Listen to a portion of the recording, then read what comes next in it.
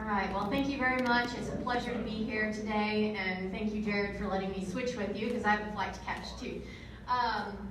So today, I owe a big debt of gratitude to Jared, because he really set up a lot of the things that I'm going to talk about in this next talk, and did a really good job of it. So Jared covered a little bit of this, but when we think about genomic testing, we could be talking about I sort of feel like they fit into two primary categories. And one of those is exactly what Jared described in where we have those SNP markers in the genome, those single base changes, and we're looking for the genotype for animals at a large number of locations throughout the genome. And we can use that information as a marker to sort of predict performance of an animal for traits that are economically important to us. So whether it's calving ease or marbling or whatever that trait is, those are things that we can use this information to help us do a better job in those predictions. We can also use these types of markers for things like parentage testing, and we'll look at an example of that a little bit later on in this presentation. But the other type of tests that are available to us are tests for actual causal mutations. And those are a little bit different in the sense that we know that exact mutation causes that exact effect in that animal. So these types of tests are generally going to be things like our genetic abnormalities, or things that are simply inherited traits like coat color, black versus red coat color, or horned versus polled. Okay? So we'll talk about these in slightly different contexts. But I'd like to start with what Dara alluded to in the use of genomics and genomic testing for increasing accuracy of EPDs in our seed stock animals. So these are typically going to be for our production traits that we're interested in. So all the stuff Dara talked about that's economically important, our calving ease, our weaning weights, all of those important production traits. So if you are a seed stock breeder interested in taking advantage of this technology, you of course need to go out and collect your sample.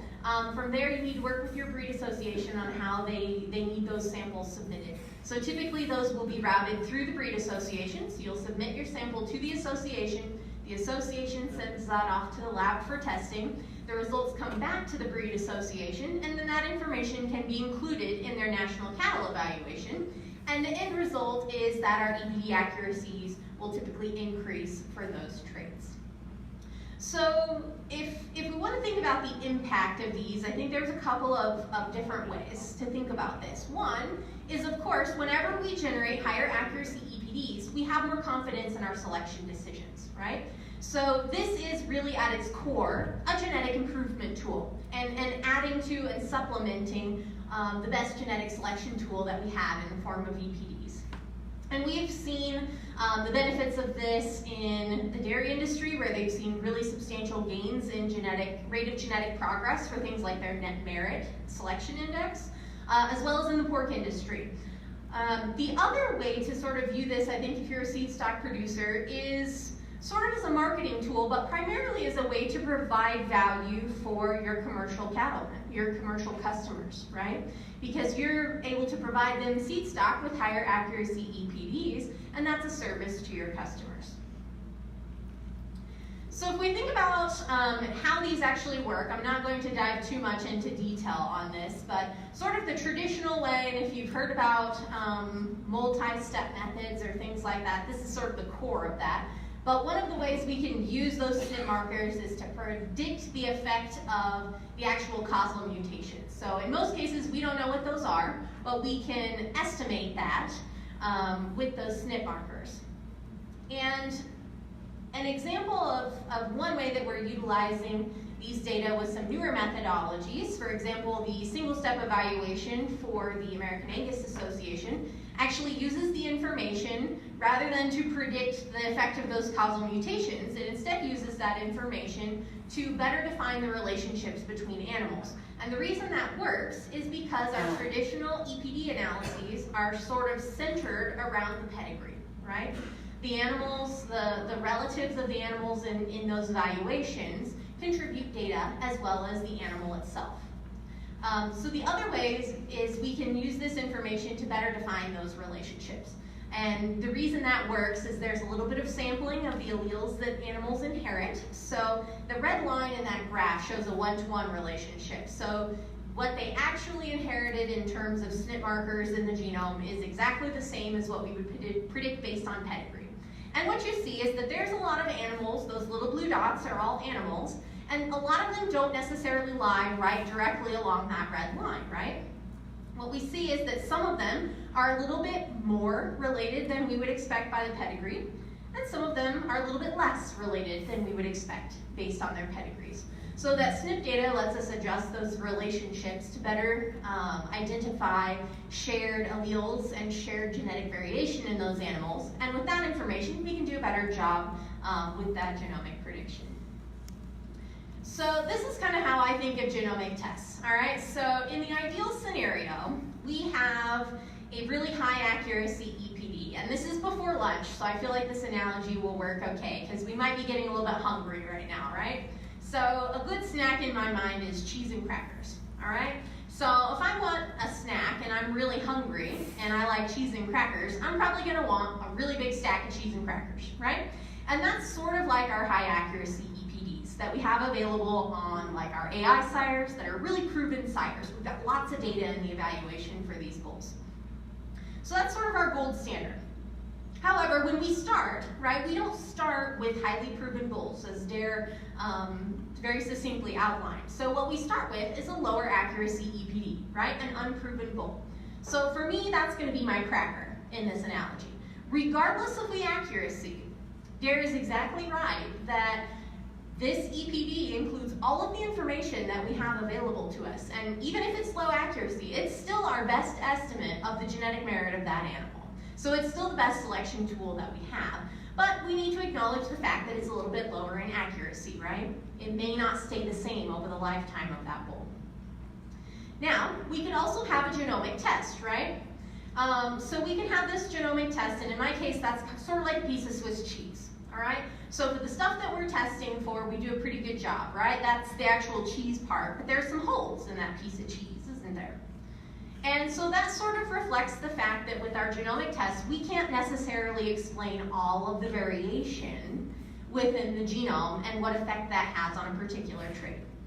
So each of those two pieces of information has a lot of value to it, but the reality is that they really have the most value when they're combined together.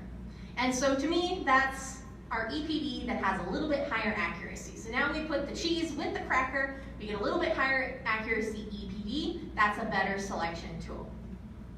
So over time, we continue to collect and report performance data on those animals if we're a seed stock breeder, right? So we're gonna continue to increase the accuracy on those bulls until we get to our gold standard, which is our highly accurate AI sire. And so if we want to think about the value of this to a commercial cattleman can still benefit from this same scenario because they can benefit, right, from the genomic testing done by seed stock suppliers. So it's still a service to commercial cattlemen. And if we're thinking about bull selection for a variety of decisions, I kind of think about things a little bit differently sometimes depending on what trait I'm thinking about and the EPD's accuracy. So for example, if we're thinking about breeding heifers, we sort of have two choices, right? We could use an AI sire, we could use a natural service sire. Those are our choices. So we may want to consider our really critical traits, particularly if we're in kind of a low labor, low management sort of scenario. Something like having these direct may be incredibly important to us. So in that instance, I might be really tempted to use that highly accurate AI sire because I have a lot of confidence in that EPD estimate. And then we also want to, of course, consider our other production traits as well. But if we want to think about why that might be important, we can start to look at possible change values. And I don't want you to get too lost in the math here, but basically I've set up a scenario here where we have a young herd sire prospect, so maybe a yearling bull, and he's got a Cabanese EPD of 12, and a proven sire that has a Cabanese EPD of 12. So using all of the available information that we have on both of these bulls, as far as we know, we would expect the same level of Cabanese out of these two sires, right? But for the unproven bull, it has a little bit higher possible change value, meaning more uncertainty surrounding that EPD prediction. So we can kind of take that and use those values to make a 68% confidence interval. So basically that just means we're 68% confident that true EPD for that animal is going to lie between this value or this value. And in this case, it's about 4 to 20, right? That's a pretty big range when we think about percentage of unassisted births, right? So for something that's really, really critical to me, I may be more interested in using a proven sire that has a really small possible change value of 2. So we're really looking about a change of about 4% in that particular sire. So but we have to have our natural service sires, right? In most instances, so to back up our AI programs, even if we have an AI program. So let's take a scenario where we have, in this case, a young Angus herd sire and another young Angus herd sire that has genomic data. So the first one on your left doesn't have the genomic data in the evaluation. The one on the right does. Okay. So in this case, I've got an example with weaning weight EPD. So again, as far as we know, with all of the information we have available for both of these sires, we would expect the same performance out of their calves in terms of weaning weight, right? But for our herd sire that hasn't had the genomic test, the EPD accuracy is about a 0.3, and I got that information from Dan Mosier probably 2 years ago, so this should be fairly accurate. So he would probably have his own record for performance in here, right? We've probably turned in a weaning weight on him, so it's not super low accuracy. It's going to be around a 0.3. So if we went ahead and ran a genomic test on that bull and incorporated that information into the evaluation, it'll raise the accuracy a little bit. So maybe now we're looking at an accuracy of 0.45. And if you look at those possible change values, what you see is that they're a little bit lower, right? We went from a possible change value of 11 down to about 8.5. So that increase in certainty in that EPD prediction has value, right? So that's a value we can provide to commercial cattlemen with these types of technologies, and also a value that seed stock breeders can capitalize on themselves in making selection decisions. Okay, so I want to switch gears a little bit and talk about something unrelated to EPDs, because there's a lot of different ways we can utilize genomic technology, so I'm going to talk about a couple more. One of those is parentage testing. So this can be utilized by seed stock and commercial producers alike. So one use of this information is to simply resolve ambiguous birth dates. So for example, we may be a seed stock breeder and we know that our EPD predictions include pedigree information, right? So it's going to be critically important that our pedigree information going into that evaluation is right. Okay, so if we have maybe an AI date somewhere here, AI due date somewhere in the purple at the top, and then we had PE dates, due dates down there at the bottom on the end of, towards the end of January, maybe that calf is born somewhere in the middle, right? Is that an AI calf or is it from our natural service sire? So we could do a parentage test and probably figure that out. So we could use that to maintain the integrity of the pedigree, but if we're commercial producers, one of the things we might be interested in is the fact that we can know quite a bit about a heifer simply by knowing the sire, right? So for example, let's say we have some calving difficulty occur. We probably want to know what sire those calves are out of, right? So that would be one reason we might be interested in that parentage testing. And we might also be interested in resolving those ambiguous birth dates due to management decisions we might want to make. So if we've gone to the trouble and have a really great AI program, maybe we want to keep our replacement heifers out of those AI sires and not our natural service sires. Okay? So if we wanted to do that, we'd want to be able to identify if a particular heifer calf was AI sired or natural service sired, so we know if she was in our replacement heifer pool or not. Okay, so anybody out here using multiple sire testing or multiple sire pastures? Anybody? Yeah, we got a couple. Okay, so parentage testing can be valuable in this scenario as well.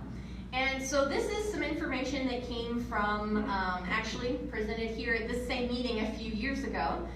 So I went and pulled those graphs out and took a look at these. And so what you see here, and I apologize, it's a little hard to see, but basically this is the number of calves produced out of 5 calf crops for some different commercial bulls used in a multi-sire pasture scenario.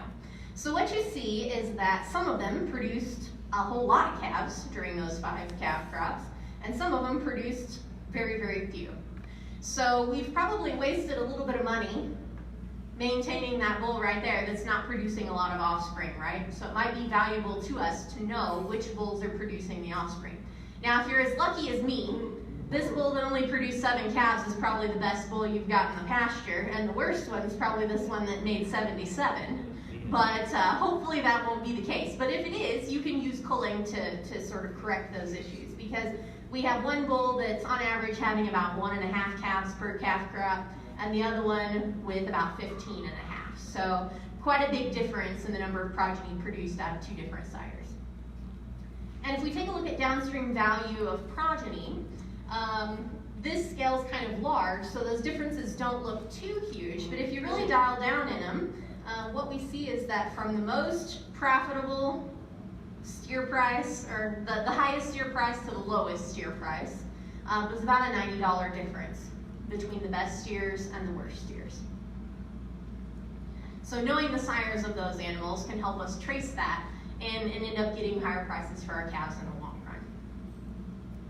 So to sort of outline how this works, I've set up a scenario here so we can talk about some do's and don'ts in terms of getting really good parentage results. So here I've got a black cow and some particular sire, we had a red calf. Okay, I don't know the sire of this particular calf, maybe because it was a multi-sire pasture, maybe because it had an ambiguous birth date. Okay, it doesn't matter in this scenario, but I don't know. So let's say I AI'd that cow and I had a few AI sires in the tank. Those could be potential sires. Maybe I flipped a straw semen or something like that. Could also be my herd bull. All right, so we're going to try and figure out the parentage for this calf. So here I've got 5 different SNP genotypes. So 5 different places within the genome we went and said, what is this animal's genotype? So in this case, these are the calf's genotypes on this top line, and I went ahead and genotyped the cow in this particular scenario. So here's my 3 sires. We had to run the parentage test on all 3 of those sires so we could see what genotypes they had. And basically it's a letter matching scenario at this point. So the sire and the dam are each going to provide one allele or one of those letters to the offspring. So because we have the dam genotypes and the calf genotypes here, we can see that she gave a capital A allele, a big A allele to the calf. So we know that little a had to have come from the sire. So we go down here to the sires and say, could the sire have provided a little a? And the answer in this case is all of them could. So we can't eliminate any of those sires. But if we go to locus B, we can see that the calf is big B. So in this case, we know we got the same allele from the sire as the dam. So we can go straight down here to the sires and look, and we see that sire 3 doesn't have a big B allele. So we would exclude that sire as a potential sire for this calf. So we would continue doing this, and once we get to locus D there, we can actually eliminate that first bull. And so we would conclude that the most likely sire of this calf would be the red bull. Okay? Now, if we think about some rules for parentage testing, the genotypes on the dam are very helpful. Now, the challenge is we've got to pay for those, right? If she hasn't already have a test recorded because she's an ET dam or something like that, we've got to pay for another parentage test. So the dam genotypes are extremely helpful. Sometimes it's not necessarily cost effective, so we may or may not have that information. If we look at this same example without the dam information, what we can see is that we can still eliminate one of those sires based on locus B, but now locus D isn't going to be informative for us. So it's different than when we had the dam genotypes. So the good news is parentage tests have a lot more than 5 different loci, and then they have more like 96. So we have a lot more chances to exclude sires that couldn't possibly be the sires of these calves.